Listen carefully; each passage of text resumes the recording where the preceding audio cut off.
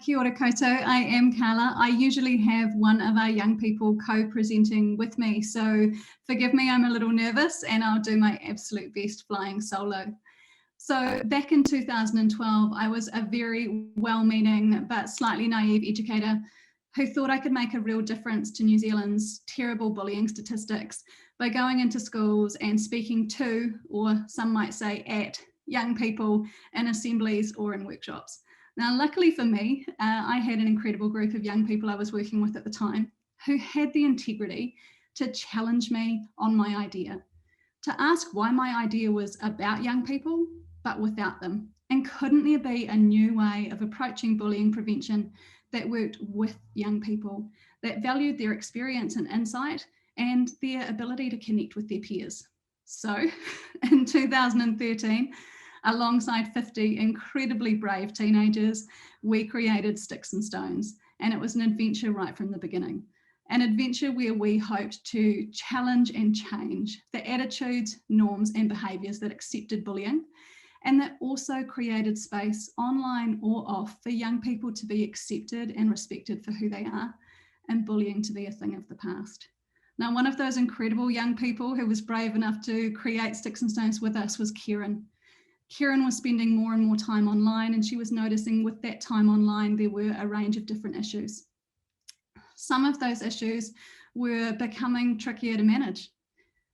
At her school, a Nudes 101 Instagram page started circulating, where nude or semi-nude images of students were being shared really widely, and the comments were humiliating and they were degrading.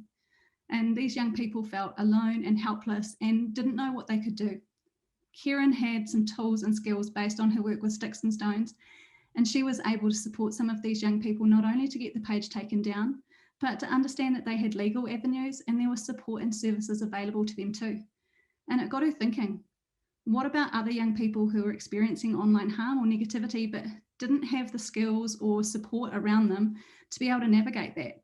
Could there be an online option that would provide real-time support for young people who were experiencing some of this negativity, harm, hate, bullying, manipulation online?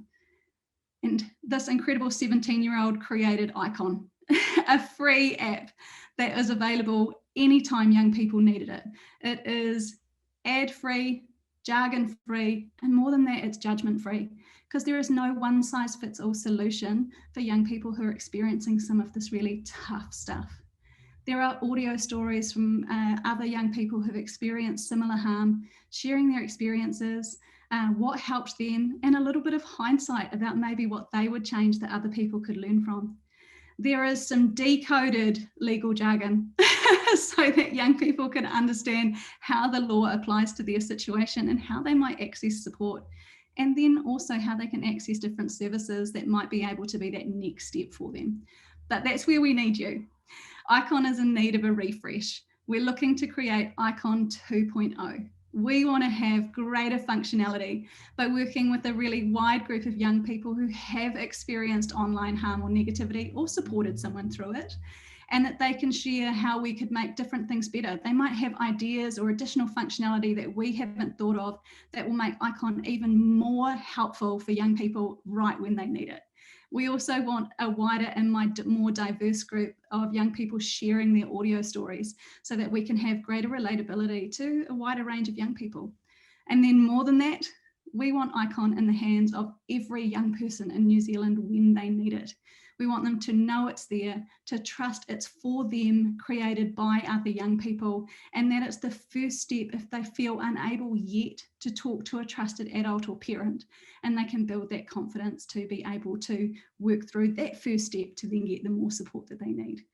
We believe that no young person needs to feel stuck, alone, helpless when situations occur.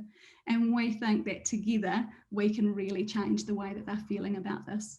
So most of the time, online's fine. When it's not, there's Icon. And with your help, we can make it even better.